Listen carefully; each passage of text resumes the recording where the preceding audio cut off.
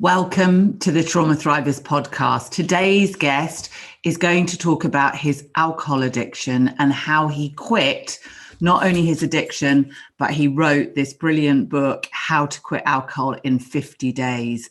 My guest is Simon Chappell, and he's a certified sobriety coach, speaker, and also now a best-selling author. Since Simon became sober, it's become his mission to raise awareness around the dangers of alcohol. And at his worst, he was drinking at least 3 bottles of red wine a day. He runs one of the largest Facebook sobriety communities and is now working on his second book already about helping people who have suffered childhood trauma and neglect, which is due out in late 2021. I'm going to ask him how he's realized, of course, the link between his addiction and his childhood trauma in a moment. But I'd just like to say thank you to you all for tuning in and being here. So today I am delighted to introduce Simon, who I've already introduced and built up to share his story a little bit to start with, hopefully. And how did you quit drinking, Simon? Thanks for having me on, Louise. Oh, pleasure. It's great to be here. But yeah, quitting drinking was something that was a real challenge for me. I mean, I'd drunk heavily for over 20 years, and I was drinking anything from 1 to 3 bottles of red wine every day. Wow. Often I was drinking beer, spirits on top. And I spent about 5 years before I quit in this place where I had internal conflict. You know, part of me the seed had been planted that I was drinking too much and I was harming myself. Yet my subconscious just wanted to carry on with the same old habits and keep me stuck where I was. And it was like this washing machine of thoughts spinning around in my head, and I would drink more to try and silence the thoughts. And every time I tried to quit, it pulled me straight back again. And I sort of stayed in this place of discomfort for around 5 years before I actually managed to stop drinking. And it was really through self-education, getting motivated. I think mindset is such a huge part of it, as it is with anything around sort of trauma work, addiction work, just sort of feeling like that I'm going to gain something from this. I'm not losing anything. Although it might feel hard to get to that place, there's some real gifts when you get there. And I've had a real sort of motivated, almost excited mindset, like I was jumping into a new hobby or something like that. And that's how it felt for me. But a lot of it was about educating, connecting with people, making sure I had the right support, journaling everything, paying attention to what was going on, and having sort of tactics and tools in place, really. Okay. And did you use any of the fellowship or anything like that in your journey? No, I've got quite I was going to say a modern approach, but well, I suppose it is, or a different approach. Yeah. With my own coaching and the work that I do now. And so much of what I did was around connecting with groups on Facebook, support groups there, just like your group for trauma, you know, and meeting people who are on the same journey, the same path, and connecting with them and feeling like I'm not alone in this. It was just so important and powerful to me. But I've never been to an AA meeting. I've never been to any of those things. Some of my friends have got a lot out of them, but for you, it was a different way. Yeah, absolutely. Yeah. So when did you realize that there was some trauma underneath the addiction? Well, this is an interesting one because so many people I work with, and I work in some big groups for This Naked Mind, which is a big, mostly American organization that helps people quit drinking. So I'm often in groups with several thousand people and I coach in those. And trauma's not talked about too much in the sober and addiction space, and which I find strange, and we can touch on that a little bit more. But many people quit drinking and they go through this initial period of discomfort, cravings, emotional instability, and then they start to feel really happy and more peaceful and calmer, and which I absolutely did. Yes. But several months in, it was as if this mask had come off, and I felt kind of naked in the world, metaphorically. And I could no longer not look in the mirror at this person, and there still was this kind of void that existed within me. I still knew I wasn't really feeling feelings. I still didn't cry at things. I didn't get angry about stuff. So you were a bit numb and a bit dissociated. I'd say more than a bit, massively, yeah. And there were other things going on, like certain narcissistic traits, and just generally being unconscious in everything I was doing in my life, and doing things from an ego perspective rather than actually what was good for me, and there was no sort of self-love practice going on, or kind of kindness to me. And I always use 3 words when I talk to people in coaching, and it's because it applied to me, and I think it just resonates with so many people: not good enough. And that was just how I felt, not good enough. So, and it was probably around maybe about the 6-month stage that I started to realize that, yes, I've taken this huge step. I've quit drinking. There's more to this. I feel like initially I thought alcohol was the problem. It was the cause. And I started to realize, actually, I've chopped off some branches of this tree, but I haven't ripped up the roots of it. And I now need to dig into the roots. And that was what I started doing sort of midway through the first year sober. Okay. And interestingly, going towards the void, I guess the first thing that we need to do, those of us in recovery, is to be able to not numb the feelings and not be dissociated, and get back into the body and learn to be with our feelings and not numb them out. So how did you do that? How did you start to name them and all of those things? Yeah. And again, I suppose one of the beautiful things about sobriety is that you become so much more self-aware. And I always say to the people I work with that, quitting drinking gives you the foundation to build this new happy life. I don't think you can resolve trauma if you're drinking every single day. You're just not in the right headspace to do it. I certainly couldn't have anyway. And it was very much when I started I continued to educate myself, and I sort of transitioned from reading sober books to reading self-help books, and was just learning more and more and noticing things that really connected with me. And I was reading books and saying, well, yeah, that's me. That's what's happened to me. That was my life. And I just started to actually label the feelings. I just used an emotion wheel that I found online. I'm sure you've seen them.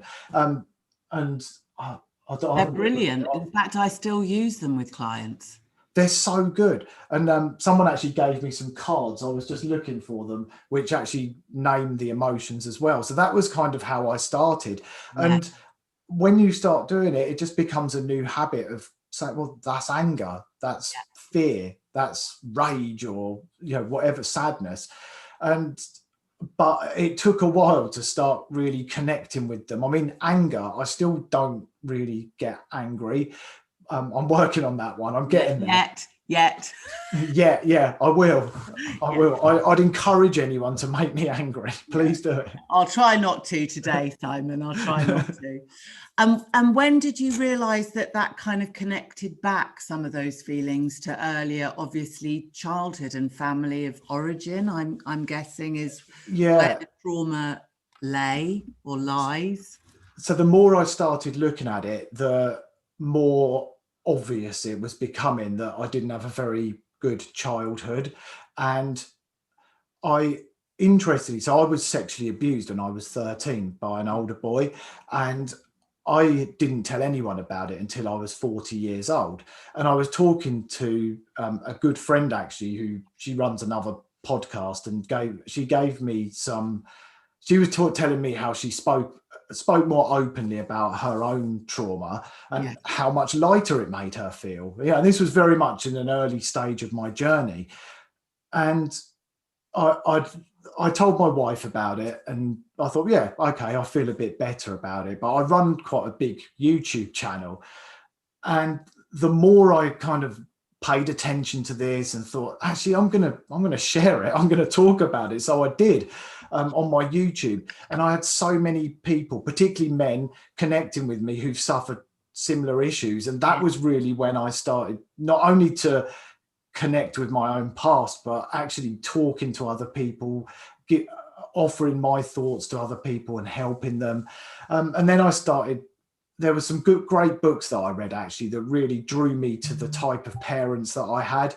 Like my father abandoned my mother and I when I was 2 years old. I didn't even realize I had issues around rejection and abandonment, yet I would get emotionally triggered if I was in Starbucks and the person behind the till ignored me, because she was rejecting me. Yes. It was that bad. Absolutely. Sure. Wow. It was incredible. And then, and unfortunately, my mother was emotionally absent. So she would rarely hug me or show me sort of the love, compassion, care that I needed. So there were all these things at play that went on. But I feel it was just a gradual process. It was a bit like incremental gains every few days. I would just notice it a bit more. The more awareness I paid to it, the more I began to feel it. And I use a really corny phrase with people, which is, when you're aware, you're halfway there. But it just feels so true to me. Yeah, but I love it. I think that's so true, because without awareness, what have we got? And particularly with addiction and trauma, and I'm of the belief that underneath all addiction sits trauma or neglect or abuse or something. Otherwise, why would we become addicts or addicted? I think a huge step of that denial or dissociation, as I prefer to call it, is you actually getting really honest with yourself, and in that honesty being really honest and open with other people. And I mean, sharing about that experience at 13, the sense of shame lessens, doesn't it, when you can be honest, and also you lessen other people's shame. Yeah, precisely. When I started receiving messages from people sort of saying thank you for sharing this. I mean, the day I shared it, I had a message from a lady saying she was, within minutes of this video going out, saying she was sat outside the school gates waiting to pick her son up in tears, and she'd never told anybody that she had suffered something similar, and I was the first person she'd ever told about it. And it literally blew me away. I just and that video sort of gets those sort of comments regularly now. Good. Yeah, because we can't sit in silence. No, we got to shine a light on it, or it just stays in a very dark, horrible place. Exactly. So true. So I know you're a great believer in something you call radical honesty. Can you share a bit more about that? Yeah, there's actually a book of the same name, but I'm not actually a big fan of the book.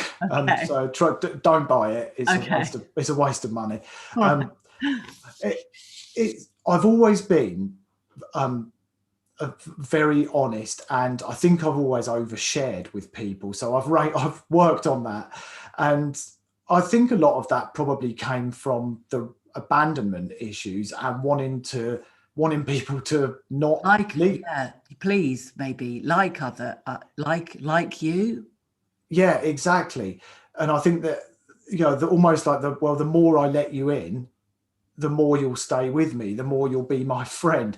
So I think there was always this foundation of honesty. But however, when I started to look much closer at myself, I realized, actually, no, there's times when not only are you not honest to others, you're not honest to yourself.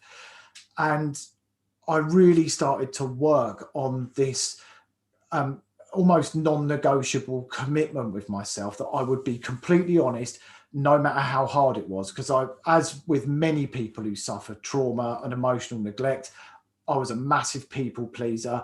I couldn't say no, and I ran a mile from conflict. And I've been pushing myself in those areas to actually, face up to these things. And do you know, the honesty piece has been one of the best things I've ever done. Being able to just say it like it is, and just be true in every situation. Sure, sometimes it's hard, and the main kind of rules I give myself are not to be brutal to other people, to where you actually would upset someone or be unnecessarily mean to somebody, but always looking after yourself. And also just really kind of thinking before I speak and considering any consequences, and knowing that you can still be honest without telling everyone everything. You know, if somebody said to me, well, you know, tell me your innermost secrets, I can still be honest by saying it's not appropriate for me to talk to you about that. I don't have to share everything with everyone. So it doesn't mean that. Yeah.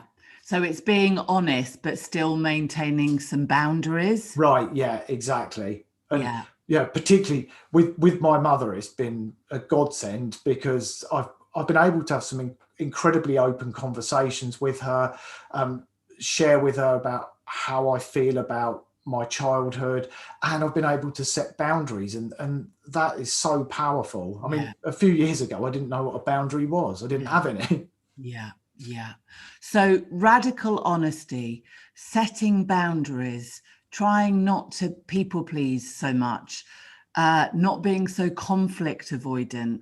What other, I don't know, tools or tips or strategies would you want to give to anybody listening who's either trying to put down their drinking, but might underneath, I mean, would you take it in stages? Would you say, look at your drinking first, put down the plaster before you deal with the wound, and then look at the wound? Yeah, I absolutely would. So I run a big Facebook sober community, and same on Instagram. And I really think, if with any addiction, to be honest, no matter what it is, I think in order to really get a handle on the work around getting unstuck from our past, the trauma, the neglect, you want to try and get a handle on any sort of addictive behavior, particularly alcohol and drugs. Yeah. And I think quitting drinking, it just gets you in that right mindset, that right sort of peaceful, calm place where you're no longer fazed by things that used to cause a massive meltdown. So the triggers aren't quite so strong, I guess, is the easiest way of putting it. So yeah, I absolutely would do that. And the great place to start with everything, I think, is education. Yeah, this whole journey for me started with picking up a book and just getting curious and approaching it. Can you remember what that book was, Simon? Yeah, the first quit drinking book was This Naked Mind by Annie Grace, who I now work for. And she actually, she actually wrote the foreword on my first book. So this is This Naked Mind. Amazing, great. Okay, fab. And you're right, isn't it? It just takes that first book or that first inspiration or that first bit of hope, even, that things can be different and can be, as both of us would say, so much better without alcohol.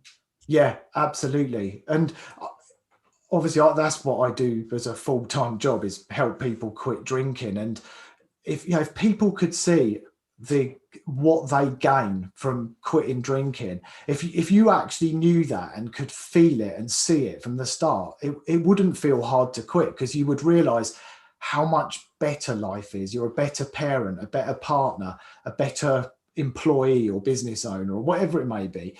Everything improves, but unfortunately you can't see it, and you almost have to take this leap of faith and go through some difficult stuff at the beginning to get there. But it is so worth it.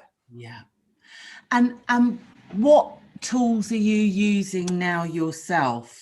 Because let's say it's a lifelong journey, isn't it? We're always learning, and there are different layers and different lessons. And, you know, I for one, haven't reached full enlightenment yet, and I don't know whether I will do in this lifetime. So we're always learning and building. What processes or strategies or things are you doing now to work on the trauma? In terms of the trauma, I still do one-to-one therapy every single week, and spend a lot of time exploring things. I mean, therapy has been amazing, but it's important to find the right therapist. Yes. And I really took my time. I'd been through quite a few therapists previously, but none of them had experienced the same issues I had. And I thought about it from the perspective of somebody who's a sobriety coach. I wouldn't want to work with a sobriety coach who had never drunk in their life. I'd want someone who actually understood how hard it feels to deal with a craving, who gets it. So that was a real game changer for me.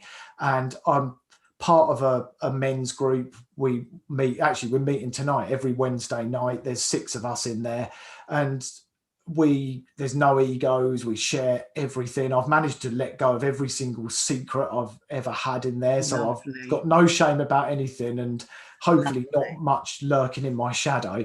Yeah. So it's just been, I think men's therapy groups and women's therapy groups are so powerful. Yeah. And there's things as well, like the Mankind Project and weekends. There's ones for women as well that people can go on to connect. So I do a lot of reading, just self-help books, and I'll pick up little bits from them, and I'll watch a lot of videos, and just equally hearing other people's stories. So the people in my Facebook groups and in my program where we connect on Zoom and on live sessions, just hearing their stories and understanding how things are for them, and often hearing how people have got themselves to a better place. That alone, that connection, I think, is massive. And being accountable, obviously writing books and coaching and things, that makes me accountable. So it helps. Yeah, it does. It does. And for you, the rest of this year or 2021, what's in store for you? What are you hoping to bring to the world? Well, it's been a funny year with the pandemic and everything. And I launched a quit drinking program in May, which is going really well. The new book, which I think you got a copy of. I have. Look, we can do a double whammy. Yeah, double whammy. That comes out on the 24th of December. Right. So there's a lot of sort of work has gone into the build up and the launch. And then there's 2 other projects on the go. There's a sober life stories book that I'm putting together, which hopefully will be out sometime next year. And I'm writing a book around healing childhood emotional neglect, which I'm doing sort of in collaboration with someone else.